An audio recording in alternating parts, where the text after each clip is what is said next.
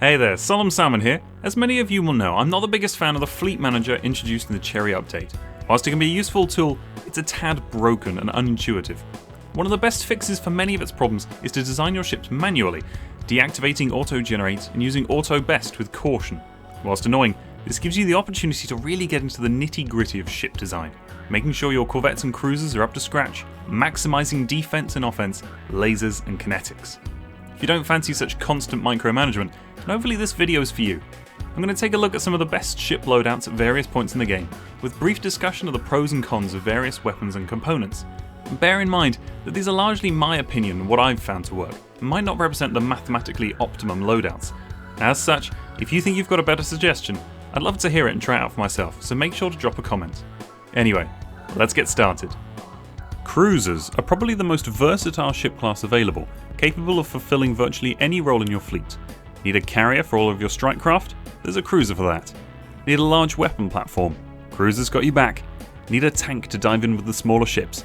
You get the picture. As with most ship classes, when you first unlock cruisers, they can make a huge difference in your fleet, outclassing smaller classes in direct engagements due to their additional defences, an additional section, multiple large-size weapons, plus a second auxiliary slot and access to the Picket Compact Computer's bonus to tracking. The early cruiser is a killer. Autocannons are a powerhouse against smaller ships with their solid 85% accuracy and incredible 75% tracking. Although the bonus to shield damage has been nerfed, down to plus 50% from plus 100%, autos will still rip through shields, ready to apply their plus 25% damage to hull. With 4 autos spread across the rear 2 sections, you can balance your damage bonuses with energy weapons at the front. Lasers are good, plasma is better, with its plus 100% damage to armour and plus 50% damage to hull, making short work of enemy ships. The missile core in the centre is great. The first section able to house 2 missile slots. You can take advantage of the cruiser's ability to stack bonuses to tracking and hit chance and load up on high damage explosives. Although the bonus to armour damage has been nerfed down to 50% from 100% just like autos, torpedoes are still gods. If enemy ships are packing a lot of PD, you can always switch to missiles or swarm missiles if you have them. I just don't find them as powerful. Whilst the cruiser's accuracy bonus stacking helps torpedoes, where it really shines is as a large weapons platform. With access to multiple sections housing large weapon slots, which are typically inaccurate, cruisers can regularly hit even relatively evasive targets with some of the more powerful weapons. This build hosts the Kinetic Artillery, a powerful large slot exclusive featuring high raw damage, plus 100% shield damage and plus 25% hull damage.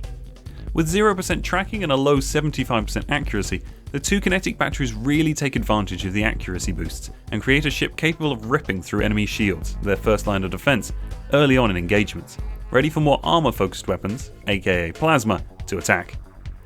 Alternatively, by hosting 2 launchers, you can double down on the high armor and hull damage to finish off enemy ships in just a couple of blows. Launchers are awesome weapons, featuring the highest raw damage of any large-size weapons in the game and plus 75% hull damage. As they're more accurate at the kinetics, you could also potentially reuse the auxiliary slots.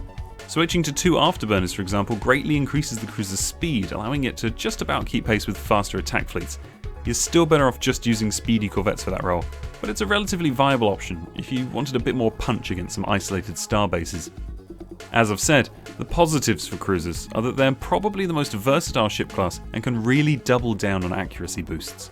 Unfortunately, they're also a ship class stuck ticking a lot of boxes but never rising to the top of the class. They're relatively fast and evasive, but not nearly as much as corvettes or even destroyers. They're powerful, but not nearly as much as battleships and titans. Each of the other ship classes has something they really excel at, but if you really want to get the most out of your cruisers, you need them to fill gaps in your fleets rather than building a fleet specifically around them, especially as the game progresses.